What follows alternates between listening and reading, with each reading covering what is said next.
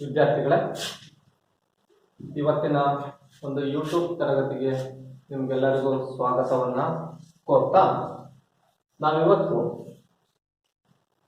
ಬ್ರಿಟಿಷರ ವಿರುದ್ಧ ಇಡೀ ಭಾರತವೇ ಒಂದುಗೂಡಿ ಈ ಭಾರತದಲ್ಲಿದ್ದಂತಹ ರಾಜ ಸಂಸ್ಥಾನಗಳಾಗಿರ್ಬೋದು, ಸೈನಿಕರಾಗಿರ್ಬೋದು, ಅಥವಾ ಎಲ್ಲ ವರ್ಗದ ಜನರಾಗಿರ್ಬೋದು, ರೈತರು ಅಥವಾ ತೆರಿಗೆಯನ್ನು ಕಟ್ಟುವಂಥವರು, ವ್ಯಾಪಾರಸ್ಥರು ಎಲ್ಲರೂ ಸೇರಿ ಭಾರತದಲ್ಲಿದ್ದಂಥ ಸಿಪಾಯಿಗಳು ಎಲ್ಲರೂ ಒಟ್ಟುಗೂಡಿ ಬ್ರಿಟಿಷರ ವಿರುದ್ಧ ಒಂದು ಹೋರಾಟವನ್ನು ಮಾಡ್ತಾರೆ. ಅದನ್ನೇ ನಾವು 1857ರ ಪ್ರಥಮ ಸ್ವಾತಂತ್ರ್ಯ ಸಂಗ್ರಾಮ ಅಂತ ಕರೀತೀವಿ. ಇದಕ್ಕೂ ಮೊದಲೇ ಬ್ರಿಟಿಷರು 1600ರಲ್ಲಿ ಭಾರತಕ್ಕೆ ಬಂದು ಈಸ್ಟ್ ಇಂಡಿಯಾ ಕಂಪನಿ ಅನ್ನುವಂತಹ ತಮ್ಮದೇ ಆದಂತಹ ಒಂದು ಕಂಪನಿಯನ್ನು ಪ್ರಾರಂಭ ಮಾಡಿ ಅದರ ಅಡಿಯಲ್ಲಿ ವ್ಯಾಪಾರದ ಜೊತೆಗೆ ಭಾರತದ ಆಡಳಿತವನ್ನ ತಮ್ಮ ಕೈಗೆ ತೆಗೆದುಕೊಳ್ಳುವಂತಹ ನಿಟ್ಟಿನಲ್ಲಿ ಅವರು ಯಶಸ್ವಿಯನ್ನು ಸಹ ಆಗ್ತಾರೆ. ಆ ಯಶಸ್ವಿಯಾಗದ ನಂತರ ಆ ಆಡಳಿತವನ್ನ ತಮ್ಮ ಸಾಮ್ರಾಜ್ಯವನ್ನ ವಿಸ್ತರಣೆ ಮಾಡ್ತಾ ಹೋಗ್ತಾರೆ. ಅವರ ಕಲ್ಪನೆ ಇಡೀ ಭಾರತದಲ್ಲಿ ಬ್ರಿಟಿಷರ ಆಳ್ವಿಕೆಗೆ ಒಳಪಡಬೇಕು ಇಡೀ ಭಾರತ ಅನ್ನುವಂಥದ್ದು. ಆ ಇಡೀ ಭಾರತವನ್ನ ತಮ್ಮ ಪೂರ್ಣ ಆಡಳಿತವನ್ನ ಮಾಡುವಂತಹ ಒಂದು ಆಸೆಯಿಂದ ಅವರು ಅನೇಕ ಕಾನೂನುಗಳನ್ನ ಇಲ್ಲಿ ಜಾರಿಗೆ ತರ್ತಾರೆ. ಫಾರ್ ಎಕ್ಸಾಂಪಲ್, ದತ್ತು ಮಕ್ಕಳಿಗೆ ಹಕ್ಕಿಲ್ಲ ಅನ್ನುವಂತಹ ಒಂದು ಕಾನೂನು ಆಗಿರ್ಬೋದು, ಅದರ ಜೊತೆಗೆ ಸಹಾಯಕ ಸೈನ್ಯ ಪದ್ಧತಿ ಅನ್ನುವಂತಹ ಕಾನೂನು ಆಗಿರ್ಬೋದು.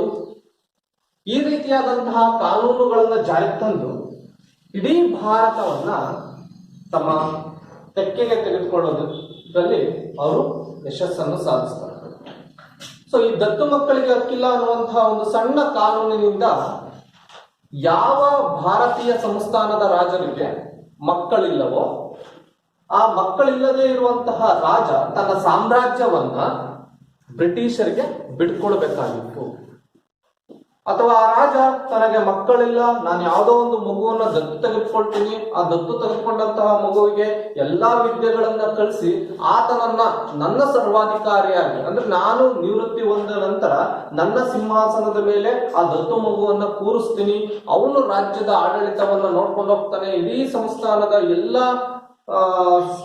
ಒಂದು ಆಡಳಿತವನ್ನ ಅವನು ನೋಡ್ಕೊಂಡು ಹೋಗ್ತಾನೆ ಅನ್ನೋದಕ್ಕೆ ಈ ದತ್ತು ಮಕ್ಕಳಿಗೆ ಹಕ್ಕಿಲ್ಲ ಅನ್ನುವಂತಹ ಒಂದು ಕಾನೂನಿನ ಪ್ರಕಾರ ಅವಶ್ಯಕ ಯಾವುದೇ ರೀತಿಯಾದಂತಹ ಒಂದು ಅವಕಾಶಗಳಿರಲಿಲ್ಲ. ಯಾವ ರಾಜ ತನಗೆ ಮಕ್ಕಳಿರುವಂತಹ ಸಂದರ್ಭದಲ್ಲಿ ಆ ರಾಜ ತನ್ನ ಒಂದು ಆಸ್ಥಾನವನ್ನ ಬ್ರಿಟಿಷರಿಗೆ ಬಿಟ್ಕೊಡ್ಬೇಕಾಗಿತ್ತು. ಅದೇ ರೀತಿ ಸಹಾಯಕ ಸೈನ್ಯ ಪದ್ಧತಿ, ಅದನ್ನ ಬ್ರೀಫ್ ಆಗಿ ನೋಡ್ತಾ ಹೋದಂತ ಸಂದರ್ಭದಲ್ಲಿ ಯಾವ ರಾಜ ಸಂಸ್ಥಾನ ಬ್ರಿಟಿಷ್ ಸರ್ಕಾರದೊಂದಿಗೆ ಸಹಾಯಕ ಸೈನ್ಯ ಪದ್ಧತಿಗೆ ಸಹಿ ಮಾಡಿರ್ತಾನ ರಾಜ, ಆತ ಬ್ರಿಟಿಷರ ಒಂದು ಸೈನ್ಯ ತುಕ್ಕಡಿಯನ್ನ ನೋಡ್ಕೋಬೇಕಾಗಿತ್ತು. ಆ ಸೈನ್ಯ ತುಕ್ಕಡಿಗೆ ಎಲ್ಲಾ ರೀತಿಯಾದಂತಹ ವೇತನ, ನಿರ್ವಹಣೆ ವೆಚ್ಚವನ್ನು ನೋಡ್ಕೋಬೇಕಾಗಿತ್ತು. ಜೊತೆಗೆ ಬ್ರಿಟಿಷರ ಒಬ್ಬ ರೆಸಿಡೆಂಟ್ ಆ ರಾಜನ ಆಸ್ಥಾನದಲ್ಲಿ ಇರ್ತಾ ಇದ್ದ. ಇದ್ರ ಜೊತೆಗೆ ಆ ರಾಜ ಯಾವುದೇ ಯುರೋಪ್ನ ಬೇರೆ ದೇಶಗಳೊಂದಿಗೆ ಒಪ್ಪಂದ ಮಾಡ್ಕೊಳ್ಳಂಗಿರ್ಲಿಲ್ಲ, ಅಥವಾ ಇತರ ರಾಜರೊಡನೆ ಯುದ್ಧ ಅಥವಾ ಒಪ್ಪಂದ ಮಾಡ್ಕೊಳ್ಳಂಗಿರ್ಲಿಲ್ಲ. ಈ ರೀತಿಯಾದಂತಹ ಹಲವಾರು ಕಾನೂನುಗಳು ಈ ಸಹಾಯಕ ಸೈನ್ಯ ಪದ್ಧತಿಯ ಅಡಿಯಲ್ಲಿ ಬರುವಂತದ್ದು. ಈ ರೀತಿಯಾದಂತಹ ಸಣ್ಣ ಪುಟ್ಟ ಕಾನೂನುಗಳನ್ನ, ದತ್ತು ಮಕ್ಕಳಿಗೆ ಹಕ್ಕಿಲ್ಲ, ಸಹಾಯಕ ಸೈನ್ಯ ಪದ್ಧತಿ, ಈ ರೀತಿಯಾದಂತಹ ಕಾನೂನುಗಳನ್ನ ಜಾರಿಗೆ ತಂದು ಇಡೀ ಭಾರತವನ್ನ, ಅದ್ರ ಜೊತೆಗೆ ಒಡೆದು ಆಳುವಂತಹ ನೀತಿ ಅನ್ನುವಂತಹ ನೀತಿಯನ್ನ ತರ್ತಾರೆ. ಒಬ್ಬ ರಾಜನಿಗೂ ಇನ್ನೊಬ್ಬ ರಾಜನಿಗೂ ಎತ್ತು ಕಟ್ಟುವಂತಹ ನೀತಿ, ಈ ರೀತಿಯಾದಂತಹ ಕಾನೂನುಗಳಿಂದ ಇಡೀ ಭಾರತವನ್ನ ಬ್ರಿಟಿಷರು ಯಶಸ್ವಿಯಾಗಿ ತಮ್ಮ ಒಂದು ಕೈಗೆ ತೆಗೆದುಕೊಳ್ತಾರೆ, ಆಡಳಿತವನ್ನ ಮಾಡ್ತಾರೆ. ಆಡಳಿತದ ಜೊತೆಗೆ ಇಡೀ ಭಾರತವನ್ನ ಎಲ್ಲಾ ರಂಗದಲ್ಲೂ ಸಹ ಆರ್ಥಿಕವಾಗಿ, ರಾಜಕೀಯವಾಗಿ, ಇಲ್ಲಿರುವಂತಹ ನೈಸರ್ಗಿಕ ಸಂಪನ್ಮೂಲಗಳನ್ನೆಲ್ಲ ಒಂದು ರೀತಿಯಾದಂತಹ ಶೋಷಣೆಗೆ ಒಳಪಡಿಸ್ತಾರೆ ಅನ್ನುವಂಥದ್ದನ್ನ ನಾವಿಲ್ಲಿ ಕಾಣ್ತೀವಿ. ಸೊ ಈ ಶೋಷಣೆಗೆ ಒಳಗಾದಂಥವ್ರು ರಾಜರಾಗಿರ್ಬೋದು, ರೈತರಾಗಿರ್ಬೋದು, ವ್ಯಾಪಾರಸ್ಥರಾಗಿರ್ಬೋದು, ಗುಡಿ ಕೈಗಾರಿಕೆಯನ್ನ ಮಾಡ್ತಿರುವಂತವರಾಗಿರ್ಬೋದು, ಈ ಎಲ್ಲರೂ ಸಹ ಬ್ರಿಟಿಷರ ದಬ್ಬಾಳಿಕೆ ಮತ್ತು ಶೋಷಣೆಯಿಂದ ಬೇಸತ್ತು ಅವರ ವಿರುದ್ಧ ಯಾವಾಗ ದಂಗೆಯನ್ನ ಹೇಳ್ತಾರೆ, ಯಾವಾಗ ಈ ಬ್ರಿಟಿಷರನ್ನ ಎಲ್ಲರೂ ಸೇರ್ಕೊಂಡು ಯುದ್ಧವನ್ನ ಮಾಡಿ ಅವರನ್ನ ಇಲ್ಲಿಂದ ಭಾರತದಿಂದ ಹೊರಗೆ ದಬ್ಬಬೇಕು ಅಂತ ಒಂದು ಕಲ್ಪನೆ ಭಾರತೀಯರಲ್ಲಿ ಬರುತ್ತೋ ಆ ಕಲ್ಪನೆಯನ್ನೇ ನಾವೇನಂತ ಕರಿತೀವಿ, ಭಾರತದ ಪ್ರಥಮ ಸ್ವಾತಂತ್ರ್ಯ ಸಂಗ್ರಾಮ ಅಂತ ಕರೀತೀವಿ. ಬ್ರಿಟಿಷರನ್ನ ಇಲ್ಲಿಂದ ಒಡೆದು ಓಡಿಸ್ಬೇಕು ಅನ್ನುವಂತ ನಿಟ್ಟಿನಲ್ಲಿ ಭಾರತೀಯ ಎಲ್ಲಾ ಕ್ಷೇತ್ರದ ಜನರು ಸಹ ಇದ್ರಲ್ಲಿ ಪಾಲ್ಗೊಳ್ತಾರೆ. ಕೇವಲ ರಾಜರುಗಳು ಮಾತ್ರ. ಇದಕ್ಕೂ ಮೊದಲು 1857ಕ್ಕೂ ಮೊದಲು ಹಲವಾರು ಭಾರತೀಯ ರಾಜ ಸಂಸ್ಥಾನದವರು ಬ್ರಿಟಿಷರ ವಿರುದ್ಧ ಯುದ್ಧ ಮಾಡಿದ್ರು. ಯಾಕೆ ಯುದ್ಧ ಮಾಡಿದ್ರು? ಬ್ರಿಟಿಷರು ಆ ರಾಜ ಸಂಸ್ಥಾನವನ್ನು ವಶಪಡಿಸ್ಕೊಳ್ಳೋದಕ್ಕೆ ಬರ್ತಾರೆ. ಆ ಸಂದರ್ಭದಲ್ಲಿ ಯುದ್ಧವನ್ನ ಮಾಡ್ತಾರೆ. ಅದು ಇಂಡಿವಿಜುವಲ್ ಆಗಿ ಯುದ್ಧಗಳಾಗ್ತಾ ಇರ್ತವೆ ಅಷ್ಟೇ. ಈಗ ಮೈಸೂರು ಸಂಸ್ಥಾನದ ಮೇಲೆ ದಾಳಿಯನ್ನ ಮಾಡಿದಂತ ಸಂದರ್ಭದಲ್ಲಿ ಹೈದರಾಲಿ ಒಡೆಯರ ಆಡಳಿತದಿಂದ ಹೈದರಾಲಿ ಅನ್ನುವಂಥವನು ಮೈಸೂರಿನಲ್ಲಿ ಪ್ರವರ್ಧಮಾನಕ್ಕೆ ಬರ್ತಾನೆ. ಆ ಹೈದರಾಲಿ ಮೇಲೆ ಬ್ರಿಟಿಷರು ಮೈಸೂರು ಸಂಸ್ಥಾನವನ್ನು ವಶಪಡಿಸ್ಕೊಳ್ಳೋದಕ್ಕೆ ಯುದ್ಧವನ್ನ ಮಾಡ್ತಾರೆ. ಅದಾದ ನಂತರ ಆ ಯುದ್ಧವನ್ನ ಮುಂದುವರ್ಸ್ಕೊಂಡು ಹೋಗೋಣ ಯಾರಪ್ಪ ಅಂದ್ರೆ ಟಿಪ್ಪು ಸುಲ್ತಾನ್. ಮೊದಲ ಆಂಗ್ಲೋ ಮೈಸೂರು ಯುದ್ಧವನ್ನ ಹೈದರಾಲಿ ಮಾಡಿದ್ರೆ ಉಳಿದ ಆಂಗ್ಲೋ ಮೈಸೂರು ಯುದ್ಧಗಳನ್ನ ಟಿಪ್ಪು ಸುಲ್ತಾನ್ ಮಾಡ್ತಾನೆ. ಕೊನೆಗೆ 1799ರಲ್ಲಿ ಟಿಪ್ಪು ಸುಲ್ತಾನ್ ಶ್ರೀರಂಗಪಟ್ಟಣದಲ್ಲಿ ಆತನನ್ನ ಒಂದು ಬ್ರಿಟಿಷರು ಇಡೀ ಮೈಸೂರು ಸಂಸ್ಥಾನವನ್ನ ವಶಪಡಿಸಿಕೊಳ್ತಾರೆ. ಹೇಗೇನ್ ಆ ಸಂಸ್ಥಾನವನ್ನ ಒಡೆಯರನ್ನ ತಂದು ಕೂರಿಸಿ ಅಲ್ಲಿ ಒಡೆಯರ ಹತ್ರ ಸಹಾಯಕ ಸೈನ್ಯ ಪದ್ಧತಿಗೆ ಸಹಿಯನ್ನ ಮಾಡಿಸ್ಕೊಳ್ತಾರೆ. ಸೊ ಈ ರೀತಿ ರಾಜರುಗಳು ಯುದ್ಧವನ್ನ ಮಾಡ್ತಾ ಇದ್ರು. ಮರಾಠ ಸಂಸ್ಥಾನದ ಮೇಲೆ ಯುದ್ಧ ಮಾಡ್ತಾರೆ, ಆಂಗ್ಲೋ ಮರಾಠ ಯುದ್ಧ ಅಂತ ಕರಿತೀವಿ. ಮತ್ತೆ ರಣಜಿತ್ ಸಿಂಗ್ ಅನ್ನುವಂತಹ ಒಬ್ಬ ಪ್ರಸಿದ್ಧ ದೊರೆ ಬರ್ತಾನೆ, ಸಿಖ್ಖರ ಪ್ರಸಿದ್ಧ ದೊರೆ, ಆಂಗ್ಲೋ ಸಿಖ್ ಯುದ್ಧ ಅಂತ ಕರಿತೀವಿ. ಆಮೇಲೆ ಬಂಗಾಳದ ನವಾಬನ ಮೇಲೆ ಯುದ್ಧವನ್ನ ಮಾಡುವಂಥದ್ದು ಪ್ಲಾಸಿಕ್ ಅದನ್ನ ಅಂತ ಕರಿತೀವಿ. ಈ ರೀತಿ ಯುದ್ಧಗಳನ್ನ ಮಾಡ್ತಾ ಮಾಡ್ತಾ ಮಾಡ್ತಾ ಕೆಲವು ಸಂಸ್ಥಾನಗಳನ್ನ ಮಾತ್ರ ವಶಪಡಿಸಿಕೊಂಡಿರ್ತಾರೆ. ಅದರ ಜೊತೆಗೆ ಇಡೀ ಭಾರತದಲ್ಲಿ ಅವರ ಆಳ್ವಿಕೆ ಅನ್ನುವಂಥದ್ದು ದೊಡ್ಡ ಮಟ್ಟದಲ್ಲಿ ವಿಸ್ತರಣೆ ಆಗ್ತಾ ಹೋಗ್ತಾ ಇರುತ್ತೆ ನಿಧಾನಕ್ಕೆ. ಈ ಸಂದರ್ಭದಲ್ಲಿ ಇಡೀ ಭಾರತೀಯರೆಲ್ಲರೂ ಕೊನೆಗೆ ತಿರುಗಿ ಬೀಳ್ತಾರೆ. ಯಾರಿಗೆ? ಬ್ರಿಟಿಷರ ವಿರುದ್ಧ. ಆ ತಿರುಗಿ ಬಿದ್ದಂತಹ ಒಂದು ಯುದ್ಧವನ್ನೇ, ಸಂಗ್ರಾಮವನ್ನೇ, ಹೋರಾಟವನ್ನೇ ನಾವೇನಂತ ಕರಿತೀವಿ ಅಂತಂದ್ರೆ ಭಾರತದ ಪ್ರಥಮ ಸ್ವಾತಂತ್ರ್ಯ ಸಂಗ್ರಾಮ ಅಂತ. ಇದಕ್ಕೂ ಮೊದಲು ರಾಜರುಗಳು ಮಾತ್ರ ಯುದ್ಧ ಮಾಡ್ತಾ ಇದ್ರು. ಆದ್ರೆ 1857ರಲ್ಲಿ ಇಡೀ ಭಾರತ ಅನ್ನುವಂಥದ್ದು ಬ್ರಿಟಿಷರ ವಿರುದ್ಧ ತಿರುಗು ಬೀಳುವಂತಹ ಸಂದರ್ಭ ಬರುತ್ತೆ. ಅದನ್ನ ಭಾರತೀಯ ಇತಿಹಾಸಕಾರರು 1857ರ ಭಾರತದ ಪ್ರಥಮ ಸ್ವಾತಂತ್ರ್ಯ ಸಂಗ್ರಾಮ ಅಂತ ಕರಿತೀವಿ. ಆದ್ರೆ ಬ್ರಿಟಿಷರು ಇದನ್ನ ಸಿಂಪಲ್ ಆಗಿ ಏನಂತ ಕರೀತಾರೆ ಅಂದ್ರೆ ಸಿಪಾಯಿಗಳ ದಂಗೆ ಅಂತ ಕರೀತಾರೆ. ಕೇವಲ ಈ 1857ರಲ್ಲಿ ನಡೆದಿದ್ದು ಸಿಪಾಯಿಗಳು ಅಂದ್ರೆ ಸೈನಿಕರು ಮಾತ್ರ ದಂಗೆ ಹೇಳ್ತಾರೆ ಬ್ರಿಟಿಷರ ವಿರುದ್ಧ ಅಂತ ಅವರ ಇತಿಹಾಸಕಾರರು ಹೇಳ್ಕೊಳ್ತಾರೆ, ಅಥವಾ ಬ್ರಿಟಿಷರು ಹೇಳ್ಕೊಳ್ತಾರೆ. ಆದ್ರೆ ಭಾರತದಲ್ಲಿ ಅದು ಪ್ರಥಮ ಸ್ವಾತಂತ್ರ್ಯ ಸಂಗ್ರಾಮ. ಈ ಸಂಗ್ರಾಮದಲ್ಲಿ ಕೇವಲ ಸೈನಿಕರು, ಭಾರತದಲ್ಲಿದ್ದಂತಹ ಸಿಪಾಯಿಗಳು ಅಥವಾ ಸೈನಿಕರು ಮಾತ್ರ ಪಾಲ್ಗೊಂಡಿರಲಿಲ್ಲ. ಬದಲಾಗಿ ಎಲ್ಲರೂ ಸಹ, ರೈತರು ಸಹ ಈ ಪ್ರಥಮ ಸ್ವಾತಂತ್ರ್ಯ ಸಂಗ್ರಾಮದಲ್ಲಿ ಪಾಲ್ಗೊಂಡಿದ್ರು. ಅವರು ಸಹ ಶೋಷಣೆಯನ್ನ ಅನುಭವಿಸಿದ್ರು. ಒಬ್ಬ ಗುಡಿ ಕೈಗಾರಿಕೆಯನ್ನ ಮಾಡ್ತಾ ಇದ್ದಂತಹ ಒಬ್ಬ ವ್ಯಕ್ತಿನೂ ಸಹ ಈ ರೀತಿಯಾದಂತಹ ಶೋಷಣೆಗೊಳಗಾಗಿದ್ದ. ಅವನು ಸಹ ಪ್ರಥಮ ಸ್ವಾತಂತ್ರ್ಯ ಸಂಗ್ರಾಮದಲ್ಲಿ ಪಾಲ್ಗೊಳ್ತಾನೆ ಅನ್ನುವಂಥದ್ದು ನಾವು ಇಲ್ಲಿ ಭಾರತದ ಪ್ರಥಮ ಸ್ವಾತಂತ್ರ್ಯ ಸಂಗ್ರಾಮ ಅಂತ ಕರೀತೀವಿ ನಮ್ಮ ಇತಿಹಾಸಕಾರರು. ಆದ್ರೆ ಬ್ರಿಟಿಷರು ಮಾತ್ರ ಅದನ್ನ ಸಿಂಪಲ್ ಆಗಿ ಸಿಪಾಯಿಗಳ ದಂಗೆ ಅಂತ ಕರೀತಾರೆ. ಸೊ ನಾವು ನೋಡ್ತಾ ಹೋಗೋಣ ಈ ಪಾಠದಲ್ಲಿ ಯಾವ ರೀತಿಯಾದಂತಹ ಒಂದು ಅಂಶಗಳನ್ನು ನಾವು ನೋಡ್ತೀವಿ ಅನ್ನುವಂಥದ್ದು. ಸೊ ಭಾರತದ ಪ್ರಥಮ ಸ್ವಾತಂತ್ರ್ಯ ಸಂಗ್ರಾಮ ಅನ್ನುವಂಥ ಪಾಠದಲ್ಲಿ ಪ್ರಥಮ ಸ್ವಾತಂತ್ರ್ಯ ಸಂಗ್ರಾಮಕ್ಕೆ ಕಾರಣಗಳೇನು ಅಂತ ನಾವು ನೋಡ್ತೀವಿ. ಸೊ ಕಾರಣಗಳನ್ನ ನಾವು ರಾಜಕೀಯ ಕಾರಣಗಳು, ಆರ್ಥಿಕ ಕಾರಣಗಳು, ಸೈನಿಕ ಕಾರಣಗಳು, ತತ್ಕ್ಷಣದ ಕಾರಣಗಳು, ಆಡಳಿತಾತ್ಮಕ ಕಾರಣಗಳು, ಈ ರೀತಿ ಕಾರಣಗಳನ್ನು ನೋಡ್ತೀವಿ. ಯಾವ ಯಾವ ಕಾರಣಗಳಿಂದ ಬ್ರಿಟಿಷರ ವಿರುದ್ಧ ಭಾರತೀಯರು ತಿರುಗಿದ್ರು ಅಂತ ಅವುಗಳನ್ನು ನಾವು ಕಾರಣ ಅಂತ ಕರೀತೀವಿ. ಪ್ರಥಮ ಸ್ವಾತಂತ್ರ್ಯ ಸಂಗ್ರಾಮ ನಡೆಯೋದಕ್ಕೆ ಏನ್ ಕಾರಣಗಳು ಆಗ್ತವೆ, ಯಾವ ಯಾವ ಅಂಶಗಳು ಬ್ರಿಟಿಷರ ವಿರುದ್ಧ ತಿರುಗಿ ಬೀಳೋದಕ್ಕೆ ಕಾರಣ ಆದವು, ಅದನ್ನ ನಾವು ಪ್ರಥಮ ಸ್ವಾತಂತ್ರ್ಯ ಸಂಗ್ರಾಮದ ಕಾರಣಗಳು ಅಂತ ನೋಡ್ತೀವಿ. ನೆಕ್ಸ್ಟ್ ಈ ದಂಗೆಯ ತಕ್ಷಣದ ಕಾರಣ, ಇಮಿಡಿಯೇಟ್ ಕಾರಣ, ಯಾವ ರೀತಿ ಈ ದಂಗೆ ಇಮಿಡಿಯೇಟ್ ಆಗಿ ಏಳಿಗೆಗೆ ಬಂತು ಅಂತ, ಯಾವ ರೀತಿ ಬೇಗ ಸ್ಟಾರ್ಟ್ ಆಗ್ಬಿಡ್ತು ಈ ದಂಗೆ, ಯಾವ ಕಾರಣದಿಂದ ಸ್ಟಾರ್ಟ್ ಆಯ್ತು ಅನ್ನುವಂಥದ್ದು. ಯಾವ್ದಾದ್ರು ಒಂದು ದೊಡ್ಡ ಮಟ್ಟದ ಕ್ರಾಂತಿ ಆಗೋದಕ್ಕೆ ಒಂದೇ ಒಂದು ಸಣ್ಣ ಘಟನೆ ಕಾರಣ ಆಗುತ್ತೆ. ಸೊ ಆ ಘಟನೆ ಏನು ಅನ್ನುವಂಥದ್ದನ್ನ ನಾವು ಇಲ್ಲಿ ತಕ್ಷಣದ ಕಾರಣದಲ್ಲಿ ನೋಡ್ತೀವಿ. ಅದಾದ ನಂತರ ಈ ದಂಗೆ ಅನ್ನುವಂಥದ್ದು ಯಾವ ರೀತಿ ವಿಸ್ತರಣೆ ಆಯ್ತು, ಬೇರೆ ಬೇರೆ ಕಡೆಗೆಲ್ಲ ಯಾವ ರೀತಿ ವಿಸ್ತರಣೆ ಆಯ್ತು ಅದರ ಸ್ವರೂಪ. ಕೊನೆಗೆ ಈ ದಂಗೆ ಅನ್ನುವಂಥದ್ದು ವಿಫಲತೆಯನ್ನ ಕಾಣ್ತು. ವಿಫಲತೆ ಅಂತಂತಂದ್ರೆ ಈ ದಂಗೆ ಅನ್ನುವಂಥದ್ದು ಸಂಪೂರ್ಣವಾಗಿ ಸೋತಂಗಾಯ್ತು. ಅಂದ್ರೆ ಬ್ರಿಟಿಷರೇ ಈ ಪ್ರಥಮ ಸ್ವಾತಂತ್ರ್ಯ ಸಂಗ್ರಾಮದಲ್ಲಿ ಮತ್ತೆ ಮೇಲುಗೈಯನ್ನ ಸಾಧಿಸ್ತಾರೆ. ಎಲ್ಲಾದ್ರೂ ಈ ದಂಗೆಯಲ್ಲಿ ಪ್ರಥಮ ಸ್ವಾತಂತ್ರ್ಯ ಸಂಗ್ರಾಮ ಅನ್ನುವಂತಹ ಈ ದಂಗೆ ಎಲ್ಲಾದ್ರೂ ಸಫಲ ಆಗಿದ್ದಿದ್ರೆ, ಸಕ್ಸಸ್ ಆಗಿದ್ದಿದ್ರೆ ಅವತ್ತು ನಾವೇನ್ ಇವತ್ತು 1947ರ ಸ್ವತಂತ್ರ ನಮಗೆ ಸಿಕ್ತು ಅಂತ ನಾವೇನ್ ಕರಿತೀವಿ ಅದು ಅವಾಗ್ಲೇ ಸಿಕ್ಬಿಡೋದು. ಯಾಕೆಂದ್ರೆ ಇಡೀ ಭಾರತ 1857ರ ಪ್ರಥಮ ಸ್ವಾತಂತ್ರ್ಯ ಸಂಗ್ರಾಮದಲ್ಲಿ ಇಡೀ ಭಾರತದ ಎಲ್ಲಾ ಕ್ಷೇತ್ರ ಜನರು ಎಲ್ಲರೂ ಶೋಷಣೆಗೊಳಗಾಗಿರ್ತಾರೆ, ಅವರೆಲ್ಲ ತಿರುಗಿ ಬೀಳ್ತಾರೆ ಬ್ರಿಟಿಷರ ವಿರುದ್ಧ. ಅವತ್ತೇ ಎಲ್ಲರ ಈ ದಂಗೆ ಅನ್ನುವಂಥದ್ದು ಸಫಲ ಆಗಿದ್ದಿದ್ರೆ ನಮ್ಮ ದೇಶದ ಸ್ವತಂತ್ರ ಯಾವಾಗ ಬಂತು ಅಂತ ನಾವೆಲ್ಲರ ನಿಮಗೆ ಕೇಳಿದಿದ್ರೆ ಅದು 1857ರಲ್ಲೇ ಬಂತು ಅಂತ ನೀವು ಹೇಳ್ಬಿಡ್ತಾ ಇತ್ತು. ಆದ್ರೆ ಆ ದಂಗೆ ಅವತ್ತು ಏನಾಯ್ತು, ವಿಫಲಗೊಳ್ತು ಅನ್ನುವಂಥದ್ದು. ಯಾಕೆ ವಿಫಲಗೊಳ್ತು ಅನ್ನುವಂಥದ್ದನ್ನ ನಾವು ನೋಡೋಣ. ಯಾಕೆ ವಿಫಲಗೊಳ್ತು ಅನ್ನೋ ಸಣ್ಣ ಪುಟ್ಟ ಕಾರಣಗಳು. ಅವತ್ತು ಬ್ರಿಟಿಷರು ಬಲಿಷ್ಠ ಸೈನ್ಯವನ್ನು ಹೊಂದಿದ್ರು. ಅರ್ಥಾತ್ ಅವತ್ತಿನ ಕಾಲಕ್ಕೆ ಅತ್ಯಂತ ಬಲಿಷ್ಠ ಸೈನ್ಯವನ್ನು ಬ್ರಿಟಿಷರು ಹೊಂದಿದ್ರು. ಅದ್ರ ಜೊತೆಗೆ ಇನ್ನೊಂದು ಸಿಂಪಲ್ ಆಗಿರುವಂತಹ ಕಾರಣಗಳು, ಅವ್ರ ಹತ್ರ ಆಧುನಿಕ ಶಸ್ತ್ರಾಸ್ತ್ರಗಳಿದ್ವು. ಭಾರತೀಯರ ದಂಗೆಯನ್ನ ಎದುರಿಸೋದಕ್ಕೆ ಆಧುನಿಕ ಶಸ್ತ್ರಾಸ್ತ್ರಗಳು ಇದ್ವು.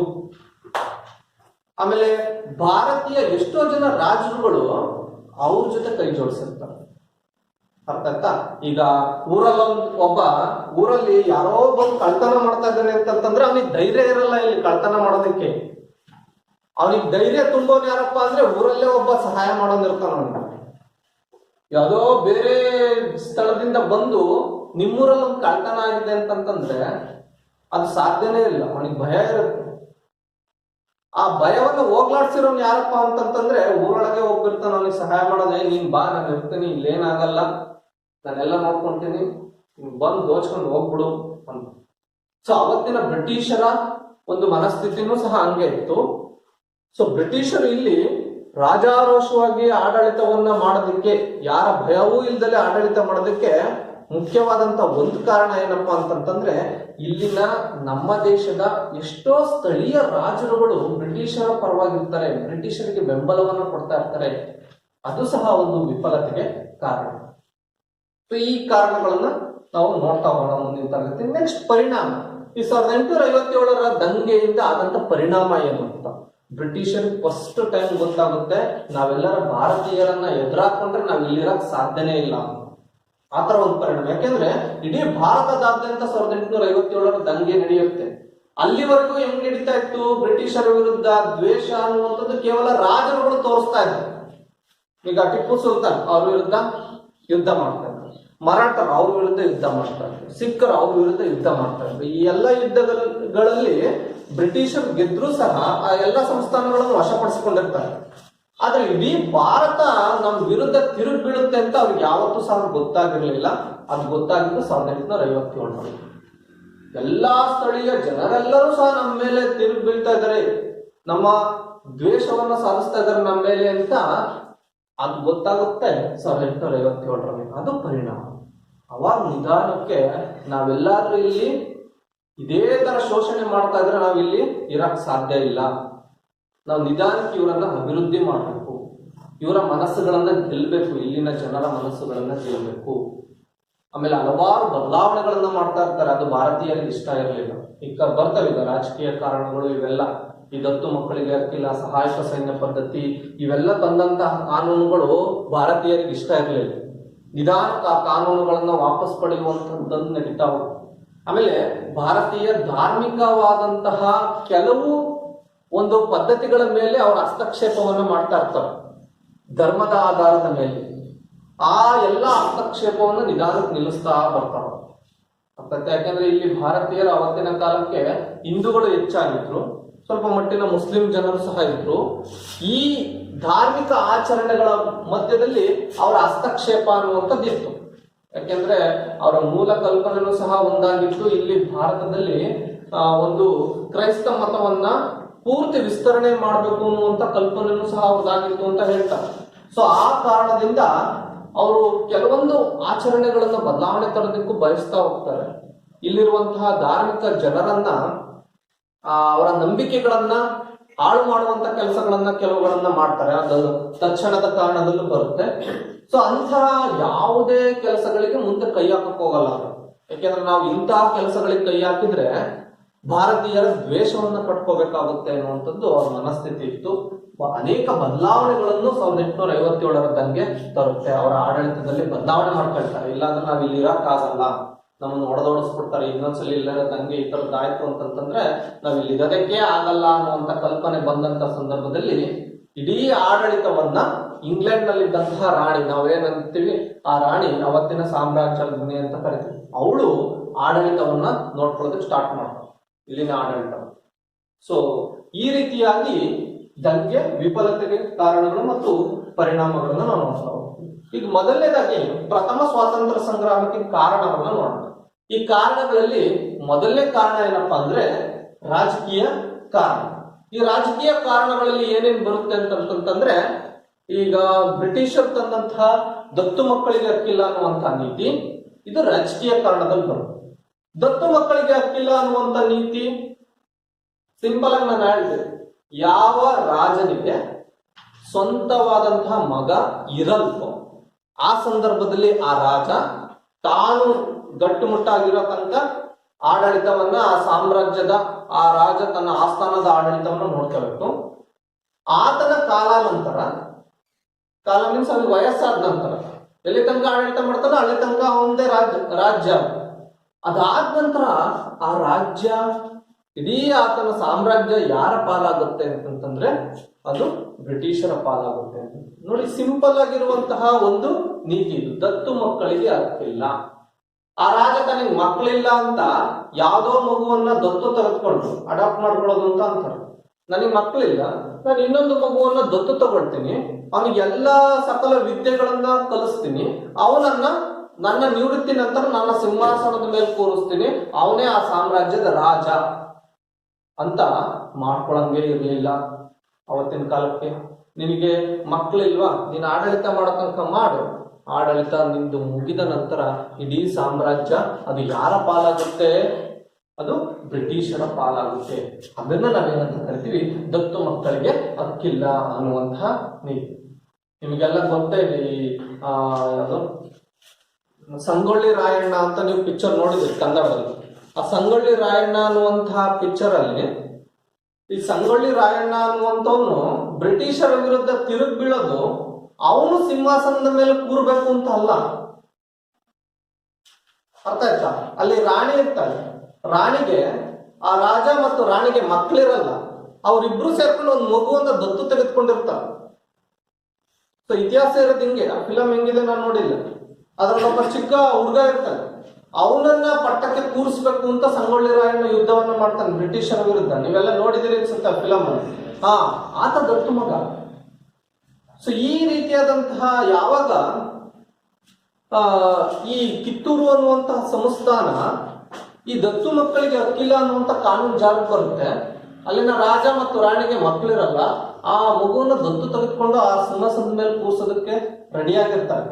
ಅವಾಗ್ಲೇನೆ ಬ್ರಿಟಿಷರ ಆ ಸಂಸ್ಥಾನದ ಮೇಲೆ ಯುದ್ಧ ಮಾಡೋದು. ನಾವು ದತ್ತು ಮಕ್ಕಳಿಗೆ ಹಕ್ಕಿಲ್ಲ ಅನ್ನುವಂತ ಕಾನೂನು ಜಾರಿಗೆ ತಂದಿದ್ವಿ, ನೀವ್ಯಾಕೆ ಈ ಮಗುವನ್ನ ತಂದು ಸಿಂಹಾಸನದ ಮೇಲೆ ಕೂರಿಸ್ತಾ ಇದ್ದೀರಾ? ನಿಮಗೆ ಮಕ್ಕಳಿಲ್ಲ ಅಂತಂತಂದ್ರೆ ಇಡೀ ಸಂಸ್ಥಾನ ನಮಗ್ ಸೇರ್ಬೇಕು, ಬ್ರಿಟಿಷರಿಗೆ ಸೇರ್ಬೇಕು ಅಂತ ಅವ್ರು ಪಟ್ಟಿಡಿದು ಯುದ್ಧವನ್ನ ಮಾಡೋದಲ್ಲಿ. ಸೊ ಈ ರೀತಿ ಈ ದತ್ತು ಮಕ್ಕಳಿಗೆ ಹಕ್ಕಿಲ್ಲುವಂತಹ ಕಾನೂನನ್ನು ಜಾರಿಗೆ ತಂದಿದ್ದು ರಾಜಕೀಯ ಕಾರಣ ಆಗುತ್ತೆ. ಹಾಗಾದ್ರೆ ಈ ಕಾನೂನಿಂದ ಏನೇನಾಗುತ್ತೆ ನೋಡಿ, ಝಾನ್ಸಿ, ಜೈಪುರ, ಸತಾರ ಮುಂತಾದ ರಾಜ್ಯಗಳು ವಶವಾಗ್ತವೆ. ಈ ಯಾವ ರಾಜ್ಯದ ಸಾಮ್ರಾಜ್ಯದಲ್ಲಿ ರಾಜರುಗಳಿಗೆ ಮಕ್ಕಳಿರಲ್ಲ, ಆ ರಾಜರುಗಳು ಯಾವುದೇ ಮಗುವನ್ನು ತಂದು ಕೂರ್ಸಂಗಿರ್ಲಿಲ್ಲ, ನನ್ನ ಮಗು ಇಂದ ನಾನು ದತ್ತು ತೆಗೆದುಕೊಂಡಿದ್ದೀನಿ ಅಂತ. ಸೊ ಹಾಗಾಗಿ ಈ ಎಲ್ಲಾ ಸಾಮ್ರಾಜ್ಯಗಳು ಈ ದತ್ತು ಮಕ್ಕಳಿಗೆ ಹಕ್ಕಿಲ್ಲ ಅನ್ನುವಂತಹ ಕಾನೂನಿನ ಪ್ರಕಾರ ಬ್ರಿಟಿಷರ ವಶವಾಗ್ತವೆ. ಇದಾದ ನಂತರ ಮೊಘಲ್ ಚಕ್ರವರ್ತಿ ಔದ್ನ ನವಾಬ ಅಧಿಕಾರವನ್ನು ಕಳ್ಕೊಳ್ತಾರೆ ಇದೇ ಕಾರಣದಿಂದ. ಸೊ ತಾಂಜಾವೂರು ಮತ್ತು ಆರ್ಕಾಟ್ನ ನವಾಬನ ಪದವಿನೂ ಸಹ ರದ್ದಾಗುತ್ತೆ ಇದೇ ಕಾನೂನುಗಳ ಪ್ರಕಾರ. ಸೊ ಅಧಿಕಾರವನ್ನ ಕಳೆದುಕೊಂಡ ರಾಜರ ಅಸಮಾಧಾನವನ್ನ ಒಳಪಡ್ತಾರೆ. ಈಗ ಒಬ್ಬ ರಾಜ ಆತ ಇಡೀ ಸಂಸ್ಥಾನದ ಮುಖ್ಯಸ್ಥ ರಾಜ ಅಂದ್ರೆ, ಇಡೀ ಸಾಮ್ರಾಜ್ಯ ಅಂದ್ರೆ, ಒಂದು ಸಾಮ್ರಾಜ್ಯ ಅಂದ್ರೆ ಅವನ ಆಸ್ತಿ ಪಾಸ್ತಿಗಳು ಎಷ್ಟಿರುತ್ತೆ, ಅವನಿಗೆ ಎಷ್ಟು ಪ್ರಾಂತ್ಯಗಳು ಸೇರ್ಕೊಂಡಿರ್ತವೆ, ದೊಡ್ಡದಾಗಿರುವಂತಹ ವಿಸ್ತಾರವುಳ್ಳಂತಹ ಒಂದು ಸಾಮ್ರಾಜ್ಯಕ್ಕೆ ಅವನೇ ಅಧಿಪತಿ. ಆ ಅಧಿಪತಿ ಕೇವಲ ನನಗೆ ಮಕ್ಕಳಿಲ್ಲ ಅನ್ನೋ ಕಾರಣಕ್ಕೋಸ್ಕರ ಇಡೀ ಸಾಮ್ರಾಜ್ಯವನ್ನ ಇನ್ನೊಬ್ಬರಿಗೆ ಕೊಡೋದು ಅಂತಂತಂದ್ರೆ ಅವನಿಗೆ ಅಸಮಾಧಾನ ಆಗುತ್ತಾ ಇಲ್ವೋ? ಸೊ ಈ ಕೆಲವು ಸಂದರ್ಭಗಳಲ್ಲಿ ವೈಯಕ್ತಿಕ ಜೀವನವನ್ನು ತೆಗೆದುಕೊಂಡಂತ ಸಂದರ್ಭದಲ್ಲಿ ಯಾರೋ ಒಬ್ಬ ವ್ಯಕ್ತಿಗೆ ಒಂದು 10-15 ಎಕರೆ ಆಸ್ತಿ ಇರುತ್ತೆ, ಅವನಿಗೆ ಮಕ್ಕಳಿಲ್ಲ ಅನ್ನೋ ಕಾರಣಕ್ಕೋಸ್ಕರ ಆಸ್ತಿಯನ್ನ ಸರ್ಕಾರ ವಶಪಡಿಸ್ಕೊಳ್ಳುತ್ತೆ ಅಂತಂತಂದ್ರೆ ಅವನಿಗೆ ಅಸಮಾಧಾನ ಆಗೇ ಆಗುತ್ತೆ. ನಾನು ಈ ಆಸ್ತಿಯನ್ನ ಒಂದು ಮಗುವನ್ನ ದತ್ತು ತಗೊಳ್ತೀನಿ, ಅವನನ್ನ ಸಾಕ್ತೀನಿ, ಅವನಿಗೆ ಈ ಆಸ್ತಿನೆಲ್ಲ ಬರಿತೀನಿ ಅನ್ನುವಂತಹ ಮನಸ್ಥಿತಿಗಳು ಇರ್ತವೆ. ಅವನ ಆಸ್ತಿಯನ್ನ ಅವನು ಏನಾದ್ರೂ ಮಾಡ್ಕೋಬಹುದು. ಆದ್ರೆ ಇಂತಹ ಕಾನೂನುಗಳನ್ನ ಜಾರಿಗೆ ತಂದು ಈ ಎಲ್ಲಾ ಸಾಮ್ರಾಜ್ಯಗಳನ್ನ ಅವ್ರು ವಶಪಡಿಸಿಕೊಂಡಂತ ಸಂದರ್ಭದಲ್ಲಿ ಆ ಅಧಿಕಾರವನ್ನು ಕಳೆದುಕೊಂಡಂತಹ ರಾಜರು ಬ್ರಿಟಿಷರ ವಿರುದ್ಧ ಅಸಮಾಧಾನಗೊಳ್ತಾರೆ. ಆ ರಾಜರುಗಳ ಕೈ ಕೆಳಗಿದ್ದಂತಹ ಸೈನಿಕರು, ಈಗ ಒಂದು ಸಾಮ್ರಾಜ್ಯ ಅಂತಂತಂದ್ರೆ ಲಕ್ಷಾಂತರ ಜನ ಸೈನಿಕರು ಇರ್ತಾರೆ. ಆ ಸೈನಿಕರೆಲ್ಲ ಏನಾಗ್ತಾರೆ, ನಿರುದ್ಯೋಗಿಗಳಾಗ್ತಾರೆ. ಈಗ ಬ್ರಿಟಿಷರು ನೋಡಪ್ಪ, ಇದು ಕಿತ್ತೂರು ಅನ್ನುವಂತ ಸಂಸ್ಥಾನ, ಇಲ್ಲಿ ರಾಜನಿಗೆ ಮಕ್ಕಳಿಲ್ಲ, ದತ್ತು ಮಕ್ಕಳಿಗೆ ಹಕ್ಕಿಲ್ಲ ಅನ್ನುವಂತ ಕಾನೂನು ತಂದಿದ್ವಿ. ಈ ಕಾನೂನಿನ ಪ್ರಕಾರ ಇನ್ನು ಮುಂದೆ ಇಲ್ಲಿ ದತ್ತು ಮಕ್ಕಳು ಆಡಳಿತ ಮಾಡಂಗಿಲ್ಲ, ಇಡೀ ಸಾಮ್ರಾಜ್ಯ ನಮಗ್ ಸೇರ್ಬೇಕು. ಆಮೇಲೆ ನಮ್ಮ ಹತ್ರನೇ ತುಂಬಾ ಜನ ಸೈನಿಕರಿದ್ದಾರೆ, ಬ್ರಿಟಿಷರು ನಮ್ಮ ಹತ್ರ ಸೈನಿಕರಿದ್ದಾರೆ, ನಿಮ್ಮ ಸೈನಿಕ ವೃತ್ತಿ ನಮಗ್ ಬೇಡ, ನೀವೆಲ್ಲ ಮನೆಗೆ ಹೋಗಿ, ನಮಗ್ ಗೊತ್ತು ನಮ್ಮ ಸೈನಿಕರನ್ನ ಇಟ್ಕೊಂಡು ನಾವು ಇಡೀ ಸಂಸ್ಥಾನವನ್ನ ಬಿಗಿಯಾಗಿ ಇಟ್ಕೊಳ್ತೀವಿ. ಅದೇ ರಾಜನ ಕೈ ಕೆಳಗಿದ್ದಂತ ಸೈನಿಕರಿಗೆ ಅವಾಗ ಕೆಲಸ ಇಲ್ದಂಗ. ನಾನು ಹೇಳಿದ ಅರ್ಥ ಆಗ್ತಾ ಇದೆ. ಆ ಸೈನಿಕರು ಸಹ ನಿರುದ್ಯೋಗಿಗಳಾಗ್ತಾರೆ. ಏನು ಝಾನ್ಸಿ, ಜೈಪುರ್, ಸತಾರ, ಯಾಕೆಂದ್ರೆ ಭಾರತೀಯ ಸೈನಿಕರು, ಅವರು ಭಾರತೀಯ ಸೈನಿಕರನ್ನ ಬ್ರಿಟಿಷರು ಹೆಚ್ಚಾಗಿ ಅವ್ರ ಕೆಲಸಕ್ಕೆ ತಗೊಳ್ತಾ ಇರ್ಲಿಲ್ಲ. ಯಾಕೆಂದ್ರೆ ಇವರಿಂದ ಮುಂದೊಂದು ದಿವಸ ನಮಗೆ ಕಂಟಕ ಆಗುತ್ತೆ ಅಂತ ಅವರು ತಮ್ಮ ದೇಶದ ಸೈನಿಕರನ್ನ ಕರ್ಸ್ಕೊಂಡಿದ್ರು. ಇಲ್ಲಿ ಅವ್ರ ಹತ್ರ ಆಧುನಿಕ ಶಸ್ತ್ರಾಸ್ತ್ರಗಳನ್ನ ಕೊಟ್ಟಿದ್ರು. ಆ ಆಧುನಿಕ ಶಸ್ತ್ರಾಸ್ತ್ರಗಳನ್ನು ಇಟ್ಕೊಂಡಂತಹ ಸೈನಿಕರು ಇಡೀ ಭಾರತದಲ್ಲಿದ್ರು. ಹಾಗಾಗಿ ಒಂದು ಸಾಮ್ರಾಜ್ಯವನ್ನು ವಶಪಡಿಸ್ಕೊಂಡ್ಮೇಲೆ ಆ ರಾಜನ ಕೈ ಕೆಳಗಿದ್ದಂತ ಲಕ್ಷಾಂತರ ಸೈನಿಕರನ್ನ ಅವ್ರೇನ್ ಮಾಡ್ತಾರೆ, ಮನೆಗೆ ಕಳಿಸ್ತಾರೆ. ನಿಮ್ಗೆ ನಿಮ್ಮ ಯಾವುದೇ ಕೆಲಸಕ್ಕೆ ಇಲ್ಲಿ ಅಗತ್ಯ ಇಲ್ಲ, ನಿಮ್ ಕೆಲಸಗಳು ನಮಗೆ ಅಗತ್ಯ ಇಲ್ಲ ಅನ್ನುವಂತ ಕಾರಣದಿಂದ ಅವರನ್ನ ಮನೆ ಕಳಿಸಿದಂತ ಸಂದರ್ಭದಲ್ಲಿ ಈ ರೀತಿಯಾದಂತಹ ಒಂದು ನಿರುದ್ಯೋಗ ಸಮಸ್ಯೆ ಅನ್ನುವಂಥದ್ದು ಸಹ ಉಂಟಾಗುತ್ತೆ. ಸೈನಿಕರು ಇಲ್ಲಿ ನಿರುದ್ಯೋಗಿಗಳಾಗ್ತಾರೆ, ರಾಜರುಗಳು ಅಸಮಾಧಾನಗೊಳ್ತಾರೆ.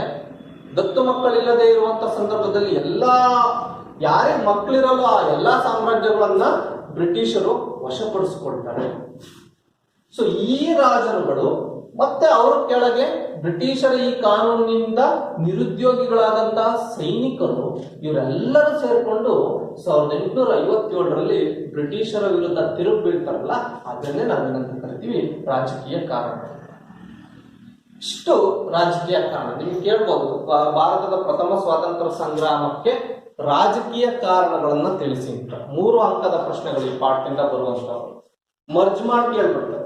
ಭಾರತೀಯ ಪ್ರಥಮ ಸ್ವಾತಂತ್ರ್ಯ ಸಂಗ್ರಾಮಕ್ಕೆ ರಾಜಕೀಯ ಮತ್ತು ಆರ್ಥಿಕ ಕಾರಣಗಳನ್ನ ಬರೀರಿ ಅಂತ 2 ಸೇರಿ. ರಾಜಕೀಯ ಕಾರಣಗಳು ಒಂದಿಷ್ಟೇ, ದತ್ತು ಮಕ್ಕಳಿಗೆ ಹಕ್ಕಿಲ್ಲ ಅನ್ನುವಂತಹ ಕಾನೂನು ಜಾರಿಗೆ ಬರುತ್ತೆ. ಝಾನ್ಸಿ, ಜೈಪುರ್, ಸತಾರ ಮುಂತಾದವುಗಳು ಬ್ರಿಟಿಷರ ವಶ ಆಗ್ತವೆ. ಮೊಘಲ್ನ ಚಕ್ರವರ್ತಿ ಔದ್ನ ಅಧಿಕಾರವನ್ನು ಕಳ್ಕೊಂತಾರೆ. ತಾಂಜಾವೂರು ಮತ್ತು ಆರ್ಕಾಟ್ ನವಾಬ ಅವರ ಹುದ್ದೆಯನ್ನು ಕಳ್ಕೊಳ್ತಾರೆ. ಅಧಿಕಾರ ಕಳ್ಕೊಂಡಂತಹ ರಾಜರುಗಳು ಅಸಮಾಧಾನಗೊಳ್ತಾರೆ. ಅದಾದ ನಂತರ ಅವ್ರ ಕೈ ಕೆಳಗಿದ್ದಂತಹ ಲಕ್ಷಾಂತರ ಜನ ಸೈನಿಕರು ನಿರುದ್ಯೋಗಿಗಳಾಗ್ತಾರೆ. ಯಾಕೆಂದ್ರೆ ಲಕ್ಷಾಂತರ ಸೈನಿಕರೇ ಬರ್ತಾರೆ. ಒಬ್ಬ ರಾಜ ಅಂದ್ರೆ ಅವ್ನು ಕಮ್ಮಿ ಸೈನಿಕರನ್ನ ಇಟ್ಕೊಂಡಿರಲ್ಲ. ಇವೆಲ್ಲ ದೊಡ್ಡ ದೊಡ್ಡ ಸಾಮ್ರಾಜ್ಯಗಳೇ. ಆ ಎಲ್ಲಾ ಸೈನಿಕರು ಅವತ್ತಿನ ಕಾಲಕ್ಕೆ ಕೆಲಸ ಕಳ್ಕೊಂಡು ನಿರುದ್ಯೋಗಿಗಳಾಗ್ತಾರೆ.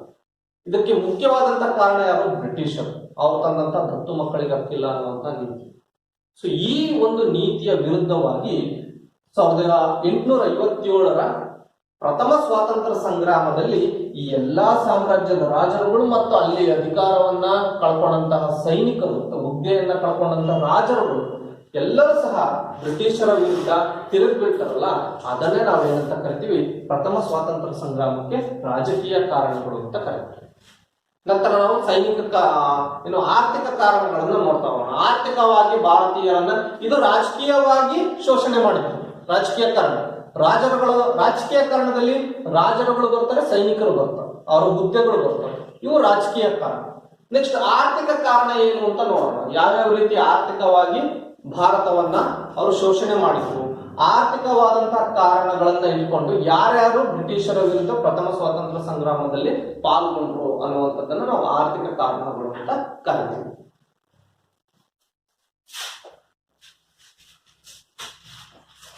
ವಿದ್ಯಾರ್ಥಿಗಳ ನೆಕ್ಸ್ಟ್ ಇವಾಗ ನಾವು ಭಾರತದ ಪ್ರಥಮ ಸ್ವಾತಂತ್ರ್ಯ ಸಂಗ್ರಾಮಕ್ಕೆ ರಾಜಕೀಯ ಕಾರಣಗಳನ್ನು ತಿಳ್ಕೊಂಡ್ವಿ. ಅದಾದ ನಂತರ ಇದೇ ಭಾರತದ ಪ್ರಥಮ ಸ್ವಾತಂತ್ರ್ಯ ಸಂಗ್ರಾಮಕ್ಕೆ ನಾವು ಆರ್ಥಿಕ ಕಾರಣಗಳು ಏನು ಅಂತ ತಿಳ್ಕೊಳ್ತಾ ಹೋಗೋಣ. ನಿಮಗೆ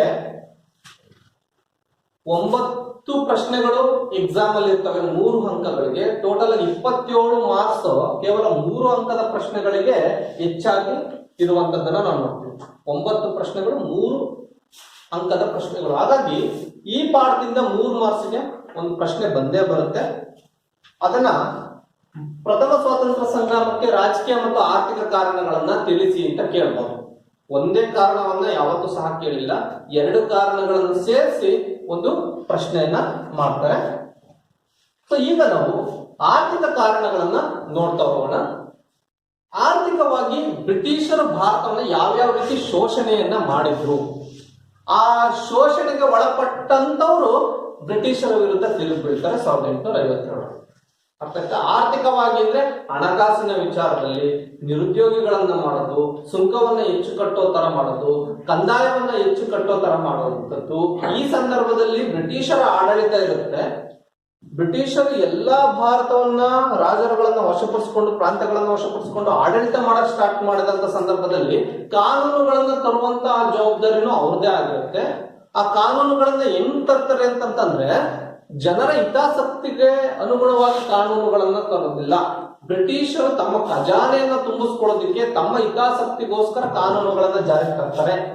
ಸೊ ಇಂಥ ಸಂದರ್ಭದಲ್ಲಿ ಯಾರ್ಯಾರು ಅವರ ಕಾನೂನುಗಳಿಂದ ಅವ್ರು ಮಾಡಿದಂತಹ ಒಂದು ರೂಲ್ಸ್ ಗಳಿಂದ ಯಾರ್ಯಾರು ಬೇಸತ್ತಾರೆ, ಯಾರ ಶೋಷಣೆಗೊಳಗಾಗ್ತಾರೆ, ಅವರೆಲ್ಲ 1857ರಲ್ಲಿ ಪ್ರಥಮ ಸ್ವಾತಂತ್ರ್ಯ ಸಂಗ್ರಾಮದ ಒಂದು ಆರ್ಥಿಕ ಕಾರಣದಲ್ಲಿ ಬರುವಂತದ್ದನ್ನ ನಾವು ನೋಡ್ತೀವಿ. ಮೊದಲನೇದಾಗಿ ಭಾರತದ ಕರಕುಶಲ ಮತ್ತು ದೇಶೀಯ ಕೈಗಾರಿಕೆಗಳು ಅವನತಿಯನ್ನು ಹೊಂದುತ್ತವೆ. ಯಾಕೆ ಅವನತಿ ಹೊಂದುತ್ತವೆ ಅಂದ್ರೆ ಒಂದು ಸಿಂಪಲ್ ಆಗಿ ಹೇಳ್ತೀನಿ. ಕೈಗಾರಿಕಾ ಕ್ರಾಂತಿ ಅನ್ನುವಂಥದ್ದು ಇಂಗ್ಲೆಂಡ್ ನಲ್ಲಿ ಆಗುತ್ತೆ 17ನೇ ಶತಮಾನದಲ್ಲಿ. ಕೈಗಾರಿಕಾ ಕ್ರಾಂತಿ ಅಂತಂದ್ರೆ ಗಲ್ಲಿಗೂ ಸಹ ಕೈಗಾರಿಕೆಗಳು ಸ್ಥಾಪನೆ ಆಗ್ತವೆ ಇಂಗ್ಲೆಂಡ್. ಯಾಕೆ ಸ್ಥಾಪನೆ ಆಗ್ತವೆ ಅಂತಂದ್ರೆ ಅವತ್ತಿನ ಕಾಲಕ್ಕೆ ಭಾರತವನ್ನ ಹೆಂಗ್ ವಶಪಡಿಸಿಕೊಂಡಿದ್ರು, ಇಲ್ಲಿಂದ ನೈಸರ್ಗಿಕ ಸಂಪನ್ಮೂಲಗಳನ್ನೆಲ್ಲ ಅವರು ತಮ್ಮ ದೇಶಕ್ಕೆ ಕಳಿಸ್ಕೊಡ್ತಾ ಇದ್ರು. ಅದೇ ರೀತಿ ವಿಶ್ವದ ಹಲವಾರು ದೇಶಗಳಲ್ಲಿ ಇವ್ರದೇ ಆಡಳಿತ ಇತ್ತು. ಅಮೆರಿಕಾದಲ್ಲೂ ಸಹ ಬ್ರಿಟಿಷರು ಆಳ್ವಿಕೆ ಮಾಡ್ತಾ ಇದ್ರು ಒಂದಾನೊಂದು ಕಾಲದಲ್ಲಿ. ಆ ಎಲ್ಲಾ ದೇಶಗಳಿಂದ ಕಚ್ಚಾ ವಸ್ತುಗಳನ್ನ ತಮ್ಮ ಬ್ರಿಟನ್ ದೇಶಕ್ಕೆ ಕಳಿಸ್ಕೊಡ್ತಾ ಇದ್ರು. ಕಚ್ಚಾ ವಸ್ತುಗಳಂತಂದ್ರೆ ಇವಾಗ ಒಂದು ಕಾಟನ್ ಕ್ಲಾತ್ ಅನ್ನ ರೆಡಿ ಮಾಡೋದಕ್ಕೆ ಬೇಕಾಗಿರುವಂತಹ ಕಚ್ಚಾ ವಸ್ತು ಹತ್ತಿ, ಸಕ್ಕರೆಯನ್ನ ತಯಾರು ಮಾಡೋದಕ್ಕೆ ಬೇಕಾಗಿರುವಂತಹ ಕಚ್ಚಾ ವಸ್ತು ಕಬ್ಬು, ಕಬ್ಬಿಣವನ್ನ ತಯಾರು ಮಾಡೋದಕ್ಕೆ ಬೇಕಾಗಿರುವಂತಹ ರಾ ಮೆಟೀರಿಯಲ್ ಅಥವಾ ಕಚ್ಚಾ ವಸ್ತು ಕಬ್ಬಿಣದ ಅದಿರು. ಈ ರೀತಿ ಈ ಕಚ್ಚಾ ವಸ್ತುಗಳನ್ನೆಲ್ಲ ಇಂಗ್ಲೆಂಡ್ಗೆ ಕಳಿಸೋದಕ್ಕೆ ಸ್ಟಾರ್ಟ್ ಮಾಡ್ತಾರೆ. ಆ ಇಂಗ್ಲೆಂಡ್ ನಲ್ಲಿ ಕೈಗಾರಿಕೆಗಳು ಇದನ್ನ ಸಿದ್ಧಪಡಿಸಿದ ವಸ್ತುವನ್ನ ಮಾಡೋದಕ್ಕೆ ಕೈಗಾರಿಕೆ ಬೇಕು. ಕಚ್ಚಾ ವಸ್ತುವನ್ನ ಹತ್ತಿಯನ್ನ ಸಿದ್ಧಪಡಿಸೋದಕ್ಕೆ ಒಂದು ಕೈಗಾರಿಕೆ ಬೇಕು. ಕಾಟನ್ ಕ್ಲಾತ್ ಗಳನ್ನ ತಯಾರು ಮಾಡೋದಕ್ಕೆ, ಬಟ್ಟೆಯನ್ನ ತಯಾರು ಮಾಡೋದಕ್ಕೆ. ಈ ಪ್ರಪಂಚದ ಎಲ್ಲಾ ದೇಶಗಳಿಂದ ಕಚ್ಚಾ ವಸ್ತು ಎಲ್ಲಿಗೆ ಹೋಗೋದಕ್ಕೆ ಸ್ಟಾರ್ಟ್ ಮಾಡ್ತು? ಇಂಗ್ಲೆಂಡ್ ಹೋಗೋದಕ್ಕೆ ಸ್ಟಾರ್ಟ್ ಮಾಡ್ತು. ಇಂಗ್ಲೆಂಡ್ ನಲ್ಲಿ ಗಲ್ಲಿಗೂ ಸಹ ಕೈಗಾರಿಕೆಗಳು, ದೊಡ್ಡ ದೊಡ್ಡ ಕೈಗಾರಿಕೆಗಳು ಸ್ಥಾಪನೆ ಆಗ್ತವೆ. ಆ ಕೈಗಾರಿಕೆಗಳು ಯಾವಾಗ ಸ್ಥಾಪನೆ ಹೊಂದುತ್ತವೆ ಆಗ ಅಲ್ಲಿದ್ದಂತಹ ಕೈಗಾರಿಕೆಗಳ ತಯಾರಾದಂತಹ ವಸ್ತುಗಳು ಏನಾಗ್ತವೆ ಅಂತಂದ್ರೆ ಭಾರತಕ್ಕೆ ಮತ್ತೆ ಬರ್ತವೆ ಮಾರುಕಟ್ಟೆಗೆ. ಮತ್ತೆ ಅವನ್ನ ಮಾರಬೇಕಲ್ಲ, ಸಿದ್ಧಪಡಿಸಿದ ವಸ್ತುಗಳನ್ನ ಮಾರೋದಕ್ಕೆ ಭಾರತಕ್ಕೆ ತರ್ತಾರೆ. ಅದೇ ಸಿದ್ಧಪಡಿಸಿದ ವಸ್ತುಗಳನ್ನ ನೋಡಿ, ಇಲ್ಲಿಂದ ಹೋದಂತ ಕಚ್ಚಾ ವಸ್ತು ಅಲ್ಲಿ ಸಿದ್ಧ ಆಯ್ತು. ಮತ್ತೆ ಆ ಸಿದ್ಧಪಡಿದ ವಸ್ತುವನ್ನ ಎಲ್ಲಿ ಮಾರುಕಟ್ಟೆಗೆ ತಂದು ಮಾರೋದಕ್ಕೆ ಸ್ಟಾರ್ಟ್ ಮಾಡ್ತಾರೆ ಅಂದ್ರೆ ಭಾರತಕ್ಕೆ ತಂದು ಮಾರೋದಕ್ಕೆ ಸ್ಟಾರ್ಟ್ ಮಾಡ್ತಾರೆ. ಆಗ ಇಲ್ಲಿದ್ದಂತಹ ದೇಶೀಯ ಕೈಗಾರಿಕೆಗಳು ಅವನತಿ ಹೊಂದುತ್ತವೆ. ದೇಶೀಯ ಕೈಗಾರಿಕೆಗಳು ಅಂತಂದ್ರೆ ಒಂದು ಎಕ್ಸಾಂಪಲ್ ಅನ್ನ ಕೊಡ್ತೀನಿ. ಈಗ ನಿಮ್ಮೂರಲ್ಲೇ ಯಾರೋ ಬುಟ್ಟಿಯನ್ನು ತಯಾರು ಮಾಡ್ತಾ ಇರ್ತಾರೆ, ಒಂದು ಗುಡಿ ಕೈಗಾರಿಕೆ, ಸ್ಮಾಲ್ ಸ್ಕೇಲ್ ಇಂಡಸ್ಟ್ರಿ ಅಂತ ಕರಿತೀವಿ ನಾವು. ಗುಡಿ ಕೈಗಾರಿಕೆಯಲ್ಲಿ ಅಲ್ಲೇ ಹತ್ರದಲ್ಲಿದ್ದಂತಹ ಯಾವ್ದೋ ಒಂದು ಕಾಡಿಗೆ ಹೋಗಿ ಬಿದಿರನ್ನ ಕಟ್ಕೊಂಡ್ಬಂದು ಆ ಬಿದಿರನ್ನ ಎಳೆ ಎಳೆಯಾಗಿ ಬಿಡಿಸಿ ತಯಾರು ಮಾಡ್ತಾರೆ. ಬಿದಿರಿನ ತಟ್ಟಿಗಳು ಗೊತ್ತಲ್ಲ, ನೀವೆಲ್ಲ ನೋಡಿರ್ತೀರ. ಆ ಬಿದಿರಿನ ತಟ್ಟಿಗಳನ್ನ ಮಾರೋದಕ್ಕೆ ಒಬ್ಬ ಬರ್ತಾನೆ, ಇನ್ನೊಬ್ಬ ಯಾವ್ದೋ ಒಂದು ಕೈಗಾರಿಕೆಯಲ್ಲಿ ತಯಾರಾದಂತಹ ಒಂದು ಫೈಬರ್ ತಟ್ಟಿಯನ್ನ ತಗೊಂಡ್ಬರ್ತಾನೆ. ಆ ಫೈಬರ್ ತಟ್ಟಿ ತಗೊಂಡು ಎಲ್ಲ ಹೊಡೆದಿದ್ದೆ ಅವನು. ಅಣ್ಣ ಬೈಕ್ ಹತ್ತಿಸ್ರಿ, ಟ್ಯಾಕ್ಟ್ರಿ ಹತ್ತಿಸ್ರಿ, ಆನೆ ತಂದು ತುಳಿಸ್ರಿ, ನನ್ನ ಫೈಬರ್ ಬುಟ್ಟಿ ಏನೂ ಆಗಲ್ಲ. ಅವನು ಹಂಗೆ ಹೇಳ್ತಾನೆ. ಬಿದಿರಿನ ಬುಟ್ಟಿಯನ್ನು ತಗೊಂಬಂದು ಮಾರ. ಜನ ಯಾವ್ದಕ್ಕೆ ಆಕರ್ಷಣೆಗೊಳ್ತಾರೆ ಬೇಗ ಅಂತಂತಂದ್ರೆ, ಕೈಗಾರಿಕೆಯಲ್ಲಿ ಸ್ಥಾಪನೆ ಆದಂತಹ ಈ ಫೈಬರ್ ಬುಟ್ಟಿಗಳನ್ನೇ ತಗೊಳ್ಳೋದಕ್ಕೆ ಪ್ರಯತ್ನ ಮಾಡ್ತಾರೆ.